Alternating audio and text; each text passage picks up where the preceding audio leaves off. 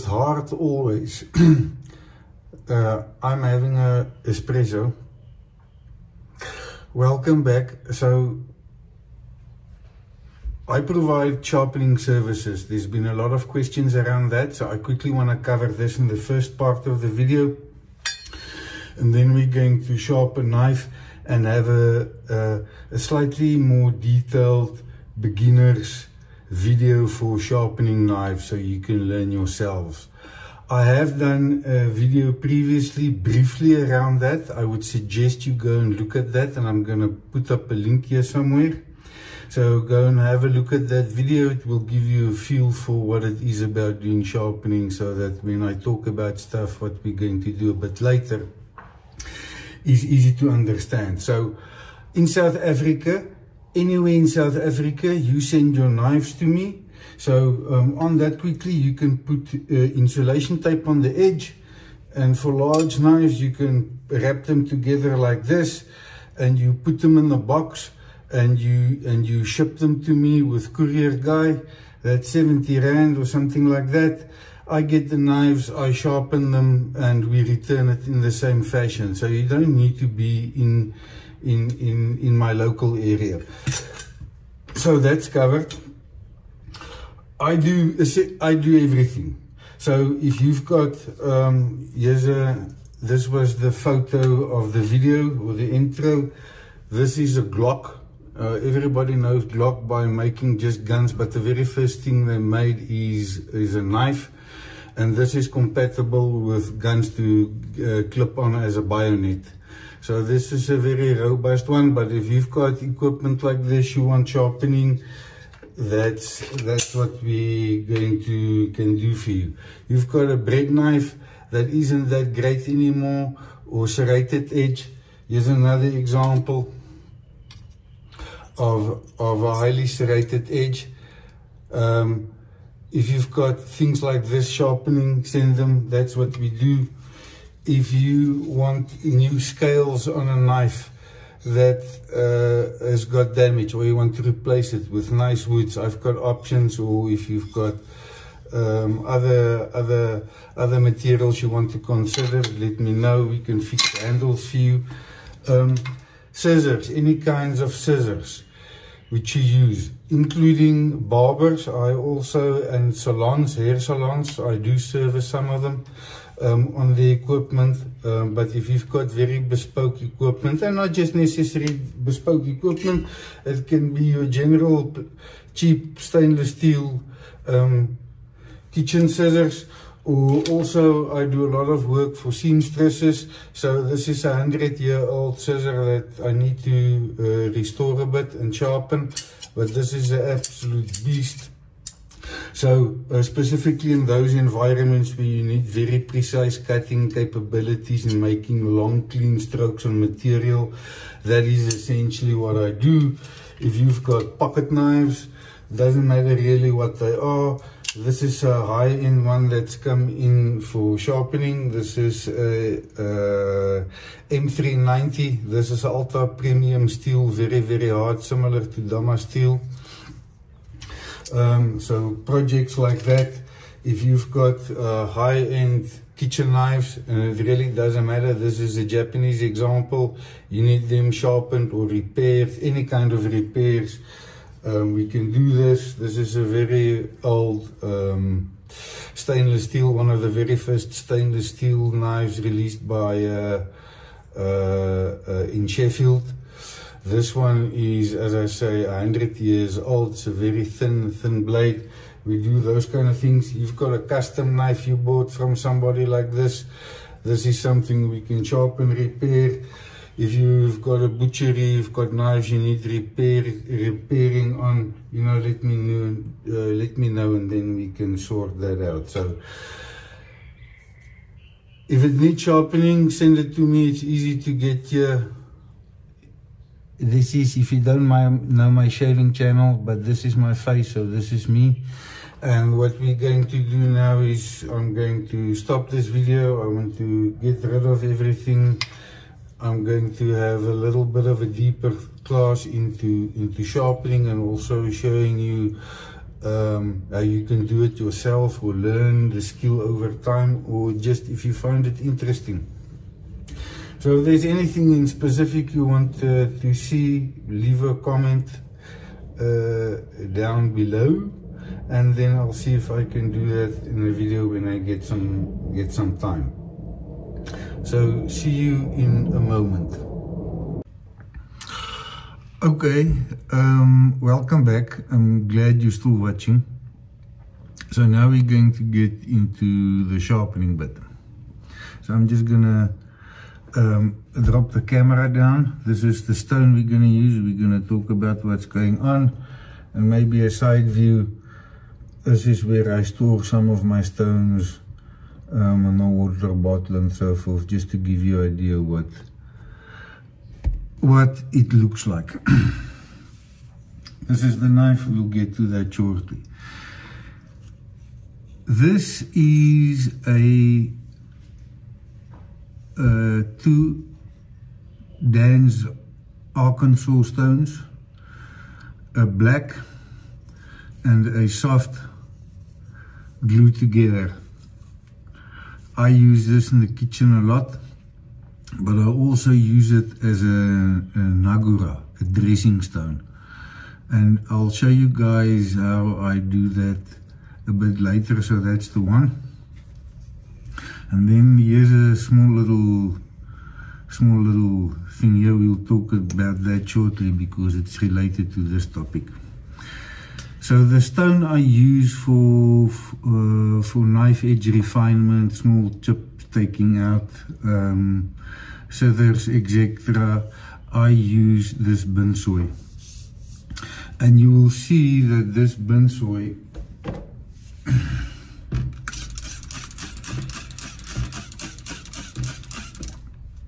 if you wet it, this is what the stone looks like. So it's a quite nice, big, bulky one. If you look at it currently, you'll see that it looks like there's some purple powder on there. So as I said, these 2 stones I use as naguras, dressing stones. So one of the characteristics of the Binsoi is they load up actually quite quickly compared to other types of stones, and so you need to keep dressing it on a regular basis to keep the stone surface nice and clean so that it cuts. So let me explain to you what I do. So I use the soft side. Once I've done working on the stone on a knife or a pair of scissors as an example, I would use this stone because it's a lot harder. It's already flat, and I check that by looking at the stone in light to see how it reflects, and you would see the stone has got very well defined chamfers on the side, and that is a very good reference point to see how flat the surface is. You can use it dead, but I use my eye. I get very good results with that. So once I've worked, obviously this stone surface would have now changed a bit because I would have worked the knife in a specific area, maybe a bit more than others. And then so what I would do is I would use the stone to resurface the stone to get it a bit more cleaner, but also to start leveling the surface because this stone will abrade the one below. I do that under running water. And then if you do this between every step or activity you're doing, you're always going to have a very good clean surface stone, and you don't need to worry about making use of diamond plates.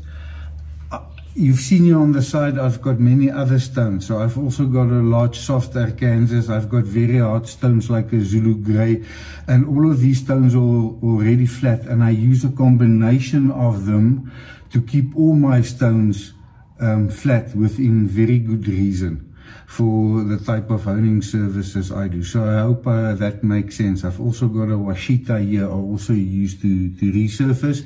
And then when I've really worked the stone very hard one day and I need to make quicker adjustments to the stone, then I'll use a diamond plate like we've got here, just to do the bulk of the work.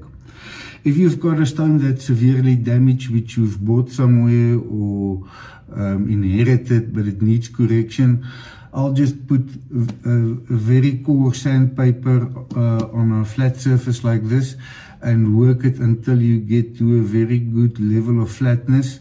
Then you start using a lapping plate or maybe silicon carbide on something, on a glass surface or a steel plate or something like that. And then refine it. But you want your stones well maintained. It doesn't matter if they're flat stones or if they are convex stones.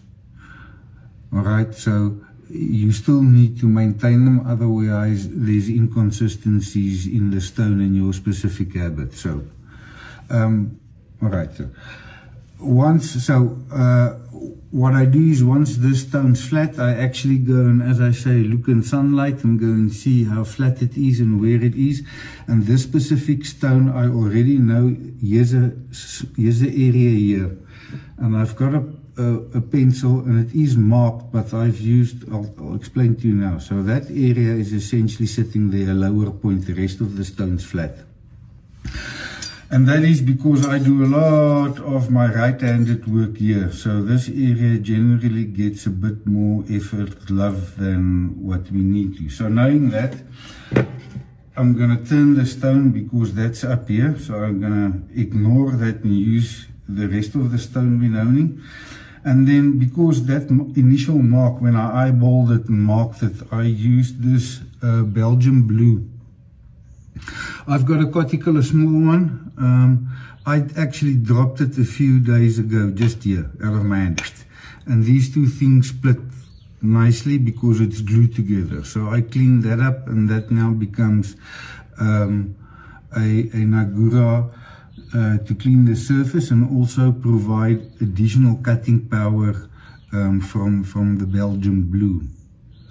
So the Cortical is in one piece. You'll actually see here where it fell right on that corner. It split that open and then the whole thing came apart. Which is nice because that Cortical is also in one piece, and I'll use that when as a Nagura or a slurry stone for other Cortical work I do. So that out of the way. So I know this surface is level and clean. I know where the low spot is or spots are on the stone, and I've already added some Belgian blue to that. Gesundheit. So all I'm going to do is, because this stone, this is how I left the stone. So I'm going to hydrate this slightly.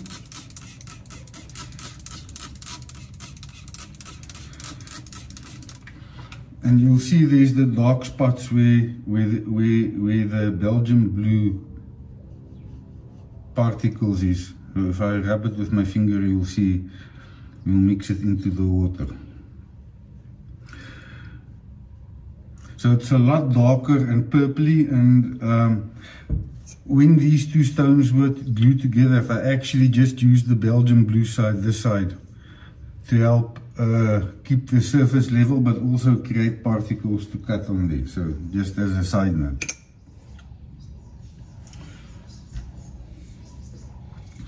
So if you've watched the previous video, it's all about maintaining an angle when making contact with the bevels of the edge. All right, so for kitchen knives, I really would, and it doesn't matter what type of knife it is, how good the steel is or how bad it is. I mean, this is quite a cheap stainless steel one. It's I don't know, a cast, or I don't know what it is, but it takes a decent edge, it holds a decent edge, and it's you know, you can use multiple tasks with this in the kitchen, and you don't need to be too worried about chipping the edge or stuff. So this knife, as an example, previously dropped and the point broke off. So, you know, when I restore knives and stuff like that, that's typically something I fix nice and keep the overall geometry of the blade and what it was intended for intact in that process. So, for all kinds of kitchen knives, I would say 20 degrees is a good place to start with. And depending on what that product is used for and what type of steel it is, that 20 degrees can drop down to as low as 16. So very specialized edges like razors and these very fine acute knife edges is what I call specialized edges. And they are all well below 20 degrees inclusive. So 10 on this side, 10 on that side. So 16 is 8 degrees, 8 degrees. It's not a lot, but it becomes quite significant. And my own personal Nakiri, I think, I haven't measured it, I'm not bothered with it, but that must be like 12 degrees, if not less. Because that's great steel. I know how to use that blade, and that's actually a beast. So this one is going to be around the 20, and I can actually, so again, this finger is now wet. I've got fingers underneath here on the spine.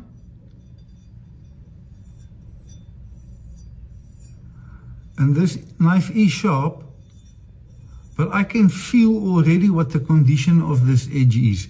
If you're not familiar in doing something with the edge that's already sharp like this, your fingernail, you'll see where it slips. And then where it's sharp, it will bite. Yeah. So the front of the knife's already there, it just needs a bit of work. Okay, and if I pull it over here, I can feel here's a little chip. It needs some work here. And here on this curve, where obviously it gets used a lot, and the front needs a bit of work. So, very good instrument. You're not gonna hurt yourself. Just be reasonable with everything you do. But you don't need to be afraid. You will also hear as I work the stone, the sound changes. Where there's good contact, you've got a bit of a smoother, lower noise, and the moment you hit other area, the pitch changes a bit, and also the sound and feedback from the stone. There was an example. Okay, so it's just maintaining, ensuring I make use of the entire stone width, the entire area, so that the stone wears very, very evenly, and I get the maximum out of the stone. Here's another area that needs a bit of love.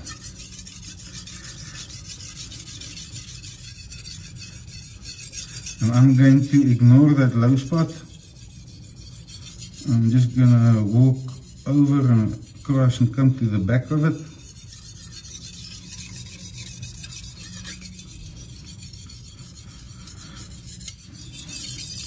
And I'm getting good, even, consistent feedback. As I said, this edge didn't need a lot of work. Now I'm changing to my left hand, but if you've seen in the previous video, there's nothing stopping you from actually just maintaining this position and then flipping the blade over, and then maintaining that same angle, but you walk your hand more across the back of the spine where it was here, more closer to the edge. Okay? Make sure you get that proper contact, and then you use it this way, which I think is a very good way. Or what I've previously said, you turn the blade around and you do the reverse, and then you can work it around like this. Or you switch hands and you follow the same thing. So find what works for you. There is no best or better. It is what is comfortable for you, where you feel the most confident, and so forth. So I can already see this edge is essentially done. It's not a lot of work.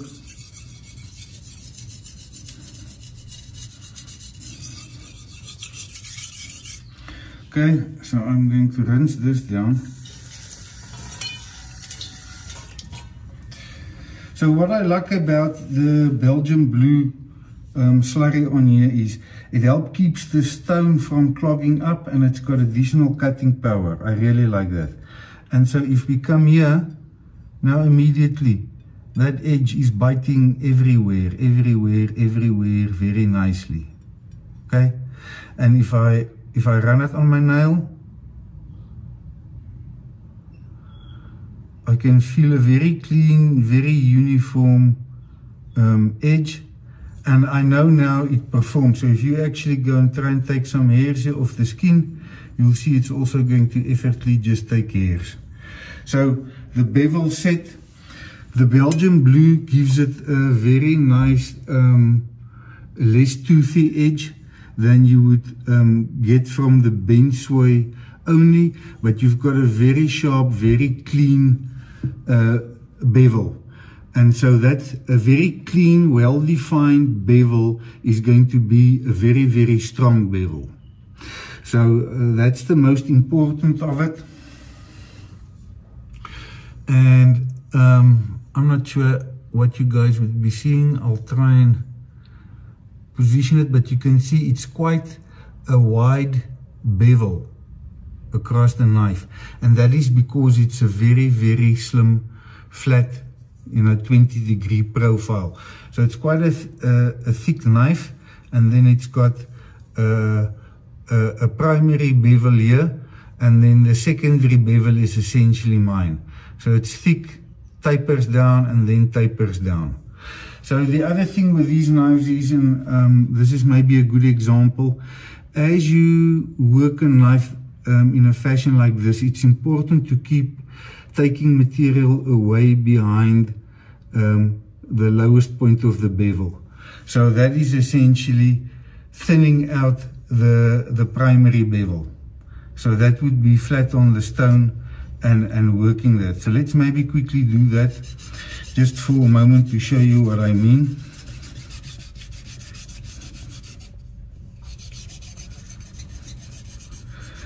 Once again, here you need to be very specific with your positioning hand to make sure you get the right contact area and get that feel.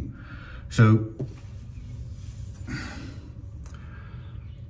you can clearly see, or I hope you can clearly see how there's a little bit of grinding behind the bevel, and also on this flat surface.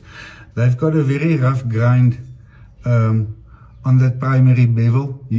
I'm not sure if you will see this, and I'm struggling with this camera angle. It looks very wavy because it's a very rough grind.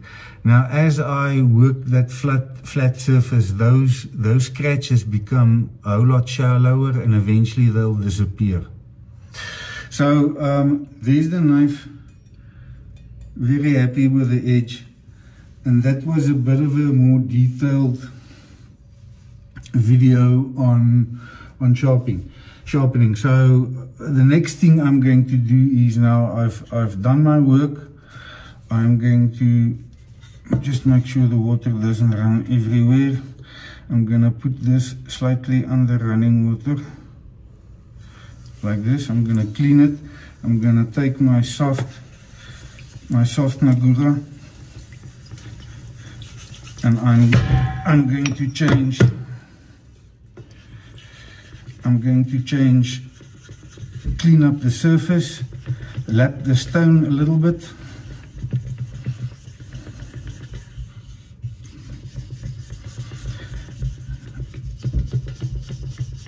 once again, you'll hear different feedback. In different areas, there would be different resistance in there.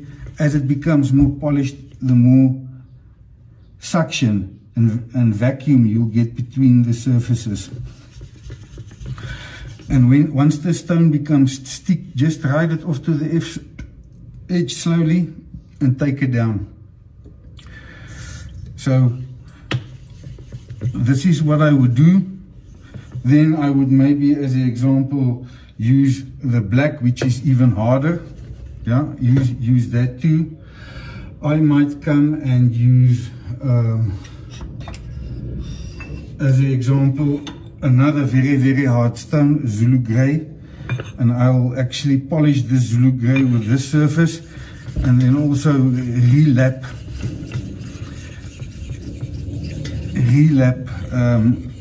the Binsway. So if you need a minimum of 3 stones to keep everything flat and in sync and of different hardnesses. Obviously I've got a variety. So we've used this one. You would see there's a bit of a darker Zulu Grey slurry that's come off. I can switch to another larger soft Arkansas, obviously just a lot bigger than this one, and work the surfaces. So I cycle a couple of stones. I keep all of them flat, all of them conditioned. And depending on the stone you use, you can also depend on how you condition the surface. So the Arkansas is going to leave a rougher but a very shallower profile, which is going to be a very smoother, cleaner scratch pattern on the steel versus something that has got deeper scratch patterns in.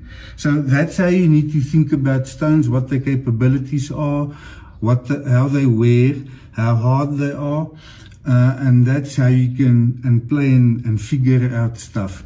So if you like tinkering and sharpening, which I guess you would have an inclination to if you're gonna consider sharpening knives. Yeah, so tinker. I knew I wanted something to add to help the stone clean. This is something I had in my toolbox, and it is working great. I'm getting fantastic results, and I keep all my stones flat. Here's another, this is actually a slurry stone for the Zulu Grey, so this is a piece from that. This is another thing I can use and maintain as an agura or conditioning stone. And then other things you would potentially want to do is also then just go and make sure you chamfer the edges nicely on a stone. That's the other thing. They need to be maintained very, very well. So this arc's got absolutely no problem sorting out this Binsway. And so we're going to just put a little bit of water on there, and then we're just going to work both surfaces again.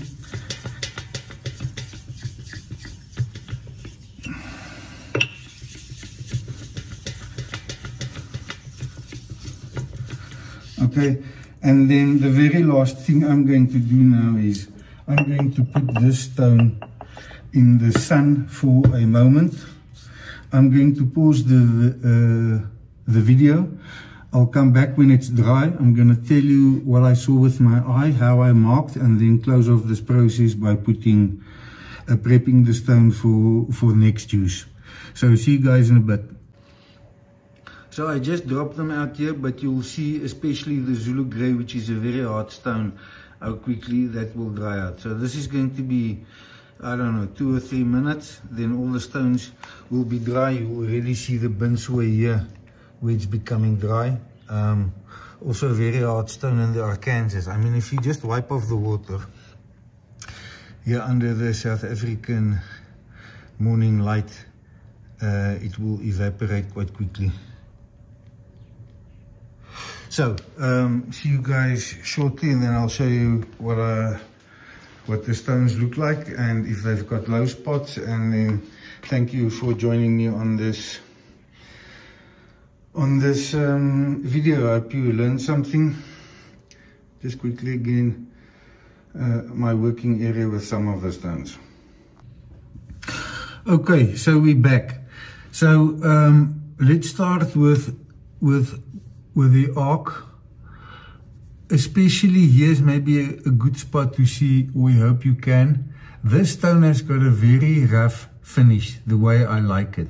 So I don't know, let's call this a 200 for a lack of a better word. It is dead flat, well chamfered, but it has got a bit of a scratch pattern to it. That's how I like using a soft arc. So the black side obviously very polished. It really did nothing to it, so no surprises there. But you also see very well chamfered and defined edges everywhere on the stone, even these sides. Okay. Rounded areas is incredibly strong. Square areas is very weak. So on this stone, so I've marked with a pencil where the low area is. It's not a lot, so I didn't spend a lot of time working on the stone, but this area obviously slightly increased a bit, but it's still very shallow. So it's not influencing me. So you need to either now decide, okay, this is a problem for what I'm going to do, and then use a lapping plate and get the stone flat and then move on. Or if you're just going to continue working the stone around this area, ignoring it, essentially. So what I would essentially maybe do is I would make a mark here so that I work more in this area, and a mark here, and a mark here. So all I'm going to use is these areas with the crosses on, or the marks. Ignore that. I want to get a real feel for how much you can do and how a stone wears. So this is an experiment for me, so I'm not going to resurface that. But what I need to do is, or I'm going to leave this as a reminder. But what I did before we started with the video, I finished up was using the Belgian blue and putting grinding paste on it, for lack of a better word, and that's how I stored the stone when I started my next activity, remembering where the low spot is. So the Zulu grey, obviously very hard, very flat, but there are some, you might not see it here, very fine scratches, but it's nothing you can feel that's a problem. Here you would see it better. This is an area where I actually work something very specifically. So by feel, it is, I can feel it. It is deep. So that is a problem I'll have to fix with Arkansas or lapping plate. But that is essentially what the stone looks like. Also very well defined chamfers on the edges. I put lacquer on mine, so that's what the bottom looks like. Very good stone, quite a unique edge, and here's the slurry stone that comes with it. So I'll see you guys on the next video. Thanks for staying around.